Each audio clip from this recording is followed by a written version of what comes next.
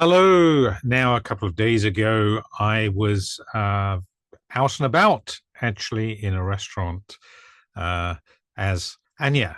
And I think, actually, when I was sitting down, when I first arrived at the restaurant, maybe I gave myself away, possibly through the way I was looking, possibly more likely through my deportment or speaking. I'm not entirely sure, but I did catch a glimpse of a guy sitting at the table next to me. It was opposite another guy, um, very close to where we were sitting, and he gave a sort of expression that I guess was somewhere between disgusted and indicating to his other companion to what do you make of that kind of attitude.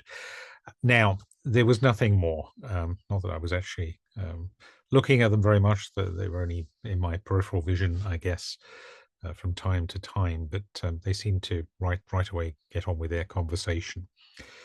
But it was something that does happen once in a while, going out, that you do get clocked, I think is the common term to describe this. And it's never a pleasant feeling, but is just kind of part and parcel of not fully being able to pass, I guess.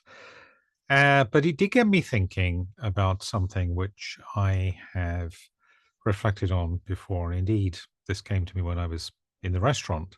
And that is, can I, as Anya, or can we as individuals embody um, the feminine or the masculine, and make that our primary energy, as it were, the primary aura or sense that we are giving out when we are wanting to present in a particular way? And I don't quite know how you go about this because, as I've mentioned in many other videos, and this will go on as an exploration for some time, I think, I don't really understand. I can't quite get to the bottom and define exactly what is masculine and what is feminine.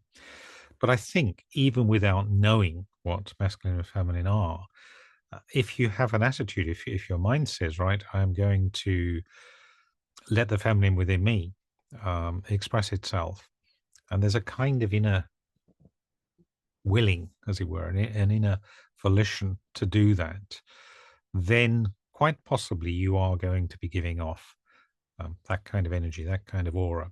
And that has to help uh, in these kind of circumstances. It's not, of course, going to avoid you getting clocked, as was the case the other day, but probably it's not going to draw as much attention if you're actually giving off a non-verbal sign that people are picking up on, or kind of just ignoring. They're not seeing an incongruence necessarily around them.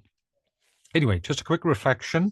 I'm not sure it gets me any further in terms of this understanding of what masculine and feminine are, but perhaps when we are presenting as either male or female and wanting to embody masculine or feminine, there's something there, just this little mental trick, this little decision, right? This is what I'm going to do. I'm not just going to be Anya today, in my case, but I'm going to allow a feminine aura, a feminine feeling to arise from within.